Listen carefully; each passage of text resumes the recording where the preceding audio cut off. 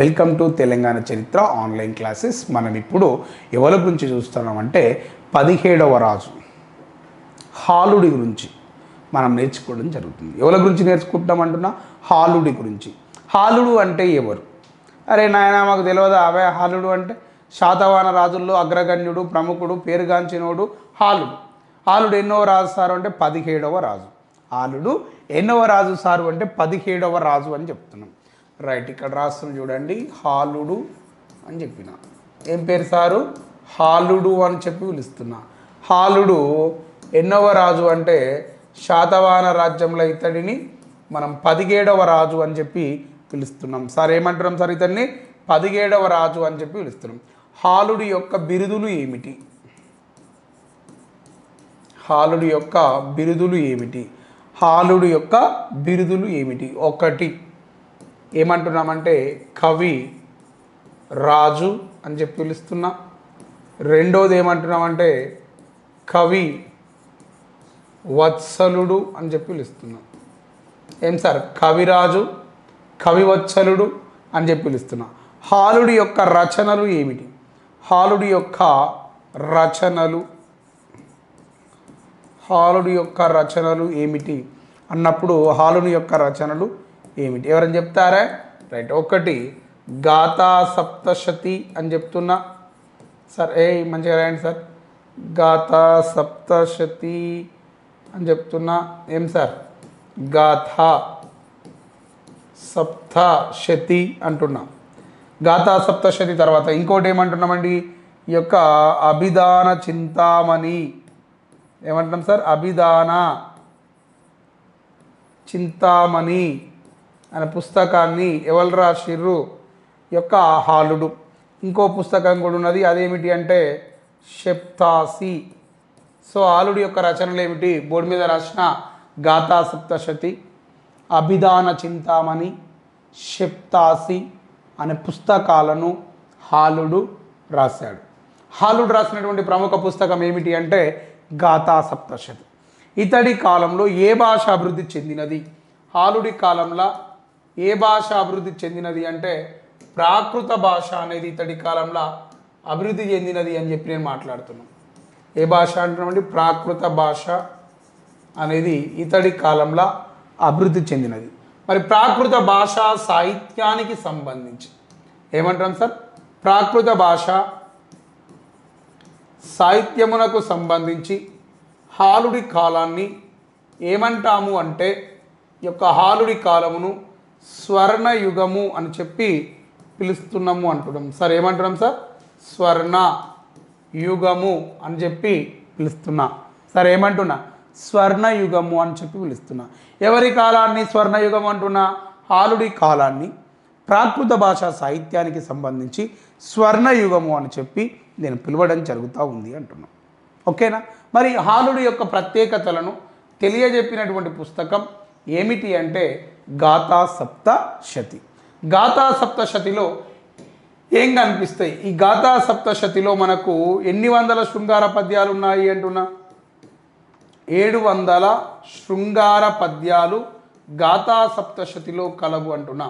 గాథా సప్తశతి అనే పుస్తకంలో 700 శృంగార పద్యాలు కలవు అని చెప్తున్నాం. మరి ఈ గాథా సప్తశతి అనే పుస్తకం ఏ భాషలో రాయబడ్డది అంటే ప్రాకృత భాషలో రాయబడ్డది అని చెప్తున్నాం. ఏ భాషలో రాశారు? ప్రాకృత భాషలో గాథా సప్తశతిని రాసినారు. దీంట్లో ఈ యొక్క తెలంగాణ భాష పదాలు వినియోగించడం జరిగింది అంటున్నాం. ఏం వినియోగించినారు అంటున్నా? తెలంగాణ భాష తెలుగు మాండలికాలు యొక్క వినియోగించారు అంటున్నాం. ఏం వినియోగించినారు? తెలంగాణ తెలుగు భాష మాండలికాలను ఇందులో యూజ్ చేశారు అని చెప్తున్నాం. మరి ఆ తెలుగు భాష తెలంగాణ పదాలు ఎన్ని దొరికినాయి అంటే దీంట్లో 40 పదాలు దొరికినవి అని చెప్పి నేను మాట్లాడుతున్నాం. సార్ ఎన్ని పదాలు దొరికినాయి అంటున్నా? 40 పదాలు దొరికినాయి. ఆ 40 పదాలనే మనం ఏమంటాము అంటే దేశీ పదాలు అని చెప్పి పిలుస్తున్నాం. సార్ ఏమంటున్నాం సార్? దేశీ పదాలు అని చెప్పి మాట్లాడుతున్నాం. గాథా సప్తశతి అనే పుస్తకం మరి ఎన్ని భాష తెలంగాణ పదాలు దొరికినాయి అంటే గాథా సప్తశతిలో, గాథా సప్తశతి అనే పుస్తకంలో మనకు ఎన్ని దొరికినాయట అంటే 40 దేశీ పదాలు. అంటే దేశీ పదాలు మీన్స్ తెలుగు పదాలు, తెలంగాణ పదాలు అని చెప్తున్నాం. ఆ 40 తెలుగు పదాలు ఏమిటి అంటే ఒక్కొక్కటిగా నేను బోర్డు మీద రాస్తున్నా చూసుకోండి. అందులో కొన్ని అన్ని అత్త. అత్త ఎలా ఉంది అంటే చాలా అందంగా ఉంది. అత్త ఎలా ఉంది అంటున్నా అందముగా ఉన్నది. రైట్, మీకున్నారు అత్తగారు, మీ అత్త చాలా అందంగా ఉంది. ఆమె అందంగా ఉంది కాబట్టి అద్దంలో చూసుకోవడానికి పోయింది. అద్దంలో చూసుకోవడానికి పోతే ఆమెకు అడ్డం ఏమున్నది అంటే పొట్ట ఉన్నది. ఎట్లా ఉన్నది? పొట్ట ఉన్నది. నెక్స్ట్ దుత్త, నెక్స్ట్ గిత్త అని చెప్పి పిలుస్తున్నా. చూడండి, అత్త, అందం, అద్దం, అడ్డం, పొట్ట, దుత్త, గిత్త ఇవన్నీ ఈ యొక్క గాథా సప్తశతి అనే పుస్తకంలో లభ్యమైన తెలంగాణ తెలుగు భాష మాండలికాలు. మరి అందులో కొన్ని ప్రముఖమైనవి అని చెప్పి మాట్లాడుతున్నాం. ఓకేనా? మరి ఈ పదాలని మనం ఏమంటున్నాం? దేశీ పదాలు అని చెప్పి పిలుస్తాను. ఓకేనా? నెక్స్ట్ ఇందులో మరి మనకు ప్రస్తావించినటువంటి దేవుళ్ళు ఎవరు? గౌరీ, శంకర్. గాథా సప్తశతి అనే పుస్తకంలో ప్రస్తావించబడిన దేవుళ్ళు గౌరీ, శంకర్, ఇంద్రుడు, ఇంకెవరంటున్నా గణేష అని చెప్పి మంచిగా గౌరీ, శంకర్, గణేష వంటి దేవుళ్ళ గురించి ఇందులో పరిచయం చేసిరు అని చెప్తున్నాం. మరి గాథా సప్తశతి అనే పుస్తకం శాతవాహనుల కాలం నాటి సామాజిక పరిస్థితులను తెలియజేసింది. ఇక దీంట్లో మీరు బాగా యాది పెట్టుకోవాల్సింది ఏంటి అంటే ఇది ఏం చెప్తుంది అంటే శాతవాహన కాలం నాటి గ్రామీణ మహిళలను విమర్శించింది. గ్రామీణ మహిళలను ఇది విమర్శించినది అని చెప్పి చరిత్రకారులు అభిప్రాయం తెలిపారు. గట్లెట్లా సారు అంటే ఈ పుస్తకంలో మనకు తెలిపినటువంటి ఒక ప్రోగ్రాం ఏమిటి అంటే కౌముదిని మహోత్సవం అని చెప్తున్నాం. సార్ ఏం ప్రోగ్రాం సార్? కౌముదిని మహోత్సవం అని చెప్తున్నాం. సార్ ఏం ప్రోగ్రాం? కౌముదిని మహోత్సవం రోజున గ్రామీణ కాలం నాటి ఈ యొక్క ప్రజలు స్త్రీ పురుషులు ఇరువురు, అంటే జాతర లెక్క ఇది, స్త్రీ పురుషులు ఇరువురు ఏం చేస్తారట అంటే ఫుల్గా తాగుతారు. ఏం చేస్తారు సార్? స్త్రీ పురుషులు ఇద్దరు మంచిగా తాగి విలాసమైన జీవితాన్ని గడుపుతారు ఈ ఒక్కరోజు.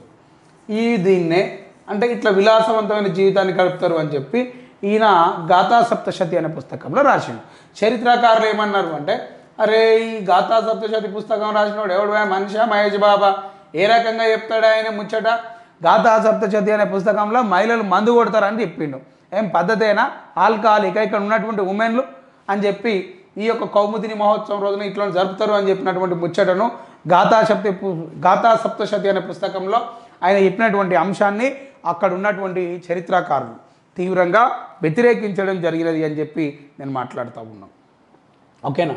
ఇప్పుడు హాలుడు ఎవరిని వివాహం చేసుకున్నాడు? లీలావతిని. మరి హాలుని యొక్క భార్య ఎవరు? లీలావతి. మరి వీరి యొక్క వివాహం గురించి హాలుడు లీలావతి యొక్క వివాహం గురించి తెలియజెప్పిన పుస్తకం ఏమిటి అంటే లీలావతి పరిణయం అని చెప్పి పిలుస్తున్నాం. ఏమంటున్నాం సార్? లీలావతి పరిణయం అంటున్నాం. మరి లీలావతి పరిణయం అనే పుస్తకాన్ని రాసినటువంటి పెద్ద మనిషి ఎవరు అంటే కుతూహలుడు అనేవాడు రాయడం జరిగింది. సార్ ఎవరు రాసినారు సార్? కుతూహలుడు. ఎవరు? కుతూహలుడు అనేవాడు రాయడం జరిగినది అని చెప్తున్నాం. మరి ఈ లీలావతి పరిణయం ప్రకారం యొక్క హాలుడు లీలావతిని ఎక్కడ వివాహం చేసుకున్నాడు అంటే ఆయన లీలావతిని ఎక్కడ వివాహం చేసుకున్నాడు అంటే సప్త గోదావరి. ఏం సార్? సప్త గోదావరి నదీ తీర ప్రాంతం వద్ద ఆయన వివాహం చేసుకోవడం జరిగింది అంటున్నాం. సార్ ఎక్కడ? సప్త గోదావరి నదీ తీర ప్రాంతం వద్ద హాలుడు ఎవరిని వివాహం చేసుకున్నాడు అంటే లీలావతిని వివాహం చేసుకోవడం జరిగింది అంటున్నాం. ఇంతకు లీలావతి ఎవరు అని చెప్పి మీకు డౌట్ రావాలి. ఆమె సింహల దేశపు రాకుమారి. లీలావతి ఎవరు అంటున్నా? సింహల దేశపు రాకుమారి. మరి లీలావతి వాళ్ళ డాడీ పేరు ఏం పేరు? సింహరాజు. సింహల దేశానికి రాజు ఎవడా? సింహరాజు. ఆ సింహరాజు కుమార్తె ఎవలే? లీలావతి. ఇప్పుడు హాలుడు ఎన్నో రాజే? 17వ రాజు. ఓకేనా?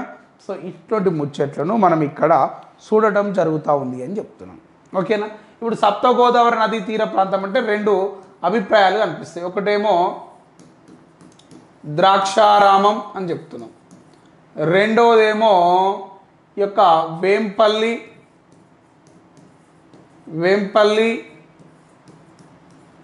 వెంకట్రావుపేట అని చెప్పి పిలుస్తారు. ఇదేమో ఆంధ్ర చరిత్రకారుల అభిప్రాయం ప్రకారం ఈ యొక్క సప్త గోదావరి నదీ తీర ప్రాంతం ద్రాక్షారామం. తెలంగాణ చరిత్రకారుల యొక్క అభిప్రాయం ప్రకారం సప్త గోదావరి నదీ తీర ప్రాంతం ఏది అంటే వేంపల్లి వెంకట్రావుపేట అని చెప్పి పిలుస్తున్నాం. ఏమంటాం సార్? వేంపల్లి వెంకట్రావుపేట అని చెప్పి మనం పిలుస్తాం. ఇక్కడ దాకా క్లారిటీ వచ్చింది కదా. నెక్స్ట్ ఇక పోతే ఈ యొక్క హాలుడి తర్వాత మనము ఎవరిని పిలుస్తున్నాము అంటే శివస్వాతి అనే వ్యక్తిని పిలుస్తున్నాం. సార్ ఎవరిని పిలుస్తున్నా? శివస్వాతి. హాలుడి తర్వాత మనం పిలిచేటువంటి రాజులు ఎవరు అంటే శివ స్వాతి అని చెప్పి పిలుస్తున్నాం. సార్ శివస్వాతి ఎన్నో రాజు? వీరాతి వీరుడు, శూరాతి శూరుడు, శివస్వాతి ఎన్నవ రాజు అంటే 23వ రాజు అని చెప్పి పిలుస్తున్నాం. ఎన్నవ రాజు అంటున్నా? 23వ రాజు. ఏ రాజ్యంలో? శాతవాహన సామ్రాజ్యంలో ఇతడిని మనము ఎన్నవ రాజుగా గుర్తిస్తున్నాము అంటే 23వ రాజు. సార్ ఎంత రాసిన? 22వ రాజు అని చెప్పి పిలుస్తున్నాం. ఇంతకుముందు 23 అన్నా, సారీ 22వ రాజు అని చెప్పి ఇతన్ని గుర్తిస్తున్నాం. శివస్వాతిని ఎన్నవ రాజు అంటున్నామండి? 22వ రాజు అని చెప్పి పిలుస్తున్నాం. ఆగోసారి ఈయన యొక్క గొప్పతనం మాకెందుకు, ఏం చెప్తావు ఈయన గురించి అని మీరు అంటారు. ఈయన యొక్క గొప్పతనం ఏంటంటే ఈయనకు ఒక్కతే భార్య అని మీరు అనుకుంటే తప్పు. ఈయనకు ఒక భార్య, అనగనగా అనేక మంది భార్యలు, అనేక మంది భార్యల్లో ఒక ఆమె పేరు ఏం పేరు అంటే గౌతమి. గౌతమి బాలశ్రీ అని చెప్తున్నా. ఏమంటామండి? గౌతమి బాలశ్రీ అని చెప్పి పిలుస్తూ ఉన్నాము అంటాం. ఏం పేరు సార్? గౌతమి బాలశ్రీ. మరి ఈ ఇరువురు పుణ్య దంపతులకు జన్మించిన సంతానమే ఎవరయ్యా అంటే గౌతమి పుత్ర శాతకర్ణి. ఏం పేరు? గౌతమి పుత్ర శాతకర్ణి అని చెప్పి మాట్లాడుతున్నాం. ఓ సారు ఏం చెప్తున్నావు? గౌతమి పుత్ర శాతకర్ణి అంటున్నా. సార్ ఏమంటున్నాం సార్? గౌతమి పుత్ర శాతకర్ణి అంటున్నాం. సో ఇప్పుడు గౌతమి పుత్ర శాతకర్ణి యొక్క తండ్రి పేరు ఏం పేరు? సనాబ్ శివస్వాతి. ఏం పేరు? శివస్వాతి. మరి తల్లి పేరు గౌతమి బాలశ్రీ అని చెప్తున్నాం. ఏం పేరు అంటామండి? గౌతమి బాలశ్రీ అని చెప్పి పిలుస్తున్నాం. ఇప్పుడు శివస్వాతి యొక్క ప్రత్యేకత ఏమిటి అంటే శాతవాహన రాజ్యంలోకి మొట్టమొదటిసారిగా శైవ మతము అనేది ఎవరి కాలంలో ప్రవేశించింది అంటే శివస్వాతి కాలంలో ఇక్కడికి ఏ మతం ప్రవేశించింది అంటే శైవ మతము ప్రవేశించింది అని చెప్తున్నాం. ఏ మతం ప్రవేశించింది అంటున్నా? శైవ మతము అనేది ఇక్కడికి ప్రవేశించింది అని చెప్తున్నాం. రైట్. క్వశ్చన్ అడుగుతాడు, దక్షిణ భారతదేశానికి శైవ మతం ప్రవేశించినప్పుడు శాతవాహన రాజు ఎవరు అని చెప్పి అడుగుతాడు. వెంటనే ఏం పేరు చెప్పాలి? శివస్వాతి పేరు చెప్పాలి. దక్షిణ భారతదేశంలో శైవ మతం వచ్చినప్పుడు రాజు ఎవడు? శివస్వాతి. శివస్వాతి కాలంలో ఏ మతం వచ్చింది? శైవ మతము అనేది వచ్చింది. మరి ఇప్పుడు నేను ఒక క్వశ్చన్ అడుగుతున్నాను, శైవ మతం యొక్క స్థాపకుడు ఎవరు? Right, very good question. శైవ మతం యొక్క స్థాపకుడు ఎవరు అంటే లకులిషుడు అని చెప్తున్నా. శైవ మతం యొక్క స్థాపకుడు ఎవరు అంటున్నామండి? లకులిషుడు అని చెప్పి పిలుస్తున్నా. వీడిని మనం ముద్దుగా లక్కీ అని కూడా పిలవచ్చు. ఏమని పిలవచ్చు అంటున్నా?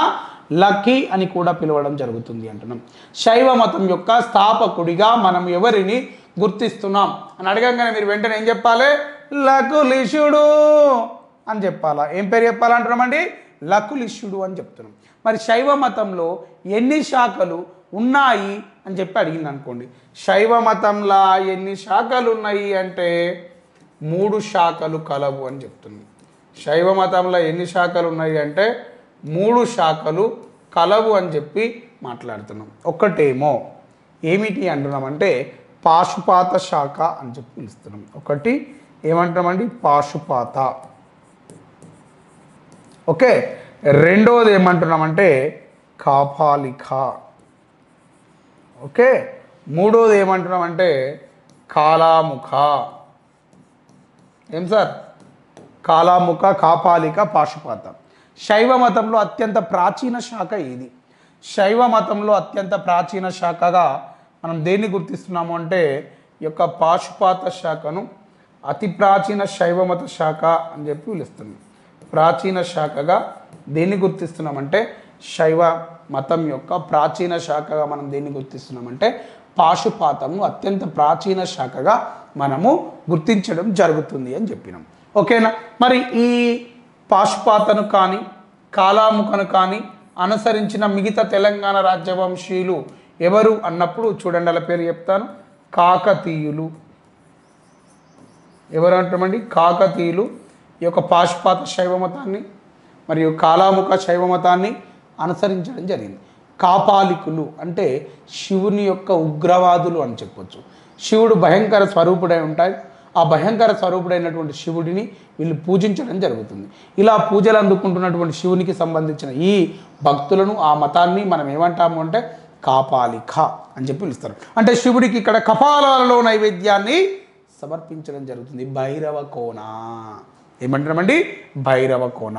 మరి ఇంకా వీళ్ళేనా అంటే ఈ యొక్క శైవ మతాన్ని ఆదరించినటువంటి ఇతర రాజులు ఎవరు అంటే శివశ్రీ శాతకర్ణి. ఏం పేరు అంటామండి?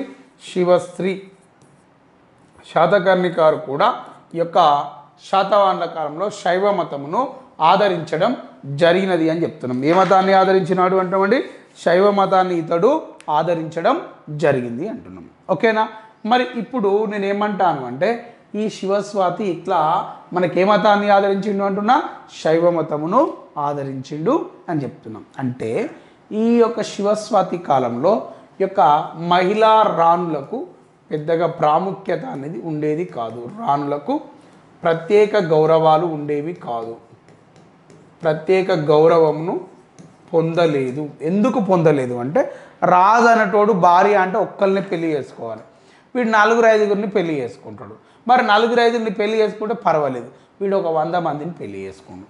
అంటే ఇక్కడ ఏం నడిచింది అంటే శివస్వాతి కాలంలో బహుభార్యత్వం అనేది మంచిగా రాయాలి సార్. ఎట్లా పడితే అట్లా రాయొద్దు సార్. బహు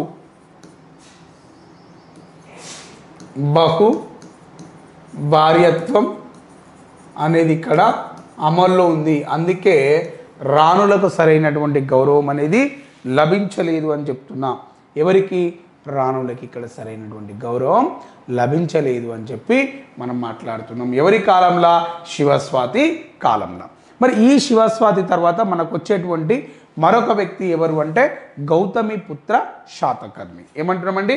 గౌతమిపుత్ర శాతకర్ణి అని చెప్పి పిలుస్తున్నాం. అయితే ముద్దుగా మనం ఏమంటాం? జిపిఎస్ అని రాస్తాం. ఏమని రాస్తామండి? జిపిఎస్. పోరని పేరు మొత్తం రాయాలా? ఏం పేరు రాసుకోవాలి నేను? గౌతమిపుత్ర శాతకర్ణి. ఏం సార్?